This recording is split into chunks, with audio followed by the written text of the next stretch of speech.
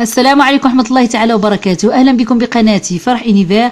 في هذا الفيديو سوف نتكلم دائما عن جديد بلجيكا، فأهلا بكم دائما بقناتي فرح إنيفير. وقد وضعت الشرطة حدا لحفلة غير قانونية صباح الأحد في ديستيل دونك التابعة لمدينة غينت، وغرمت 55 شخص معظمهم كان لا يرتدون قناع. واصلت الشرطة إلى كوسترات في ديستيل دونك حوالي الساعة 9 صباحا بعد شكاوى من الضوضاء. وفي أحد حقول الذراء لاحظ الضباط وجود 55 شخصا معظمهم من دون أقنعة. وقالت المتحدثة باسم الشرطة ليزبيت ديباو 4 منهم فقط كانوا معهم قناع، قمنا بتوزيعها مجانا ثم اصطحبنا الحاضرين لتحديد الهوية، وحكم عليهم جميعا بغرامة قدرها 250 يورو. كما تم استجواب المنظم وسيتعين عليه المثول أمام المحكمة لاحقا. فبالنسبة للجيش البلجيكي فقد لاحظ رئيس الاتحاد العسكري أن الجيش أصبح يفتقد الشباب في صفوفه، لأن العديد من الشباب يتركون الجيش بعد فترة من انخراطهم والعمل به، إما لأنهم يجدون بأن العمل صعب، وإما لأنهم يرون أنه لا ضرورة لوجودهم في الجيش، يعني لا يجدون له أي معنى في انخراطهم في الجيش، لذلك يتركونه. وقد أكد بأن السنة الماضية ترك الجيش 343 جنديا من الشباب تتراوح أعمارهم ما بين 30 سنة وال40 سنة، وكل سنة تجند وزارة الدفاع البلجيكية 2000 من الشباب، لأن الجيش البلجيكي أصبحت تصيبه الشيخوخة، لأن العديد من الشباب يتركونه بعد فترة من العمل بين صفوفه. ومخافة أن يندثر الجيش البلجيكي، يعني رئيس الاتحاد العسكري يدق ناقوس الخطر ويؤكد على أنه يجب جذب الشباب للانخراط بالجيش البلجيكي، إما بإعطائهم يعني أشكال جديدة تجذبهم إلى العمل بالجيش. كل هذا نراه بالتفصيل بهذا الفيديو. Un cri d'alarme à présent. Selon le syndicat militaire, de plus en plus de soldats quittent l'armée, des hommes et des femmes qui ont entre 30 et 40 ans. On va rejoindre devant la base de Marche-en-Famenne Benjamin Carlier. Bonjour Benjamin, c'est un phénomène qui inquiète beaucoup l'armée.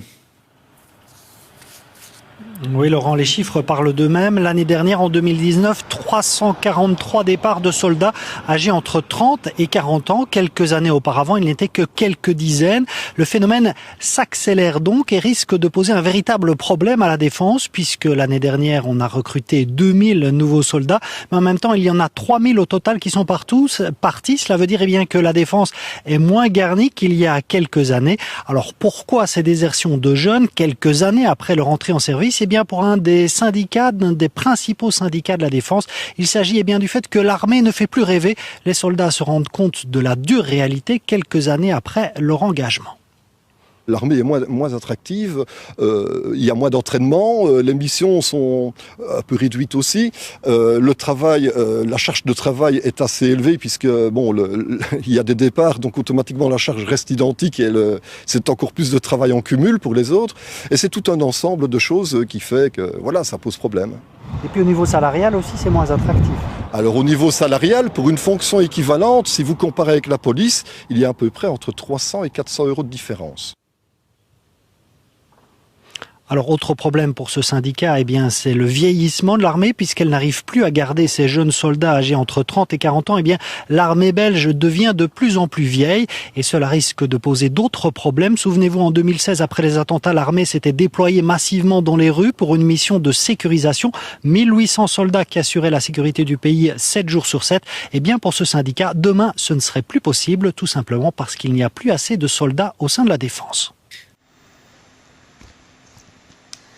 وبما أن شراء منزل أصبح بالنسبة لعديد من الأشخاص ذوي الدخل المنخفض شيء صعب جدا تحقيقه، لذلك أصبحت منطقة لوالوني خصوصا في محافظة لياج في مدينة هيرستال تقدم للزبناء منازل، وهذه الشركات خاصة في المنازل الاقتصادية يعني لي ميزون سوسيال، تقدم المنازل للأشخاص الذين يريدون أن يصبحون مالكين لهذه المنازل، ولكن شراء المنازل دون شراء الأرض التي يبنى عليها المنزل.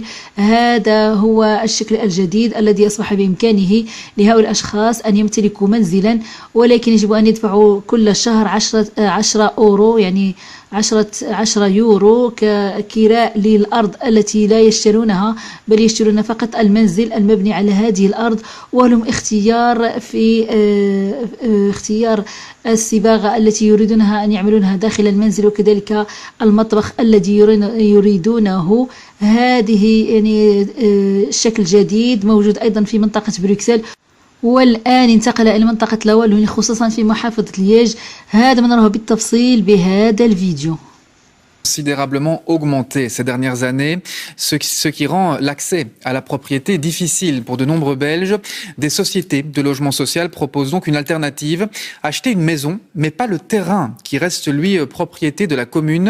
Le concept existe déjà à Bruxelles, il arrive en Wallonie. Illustration à Herstal avec Benjamin Vorporter.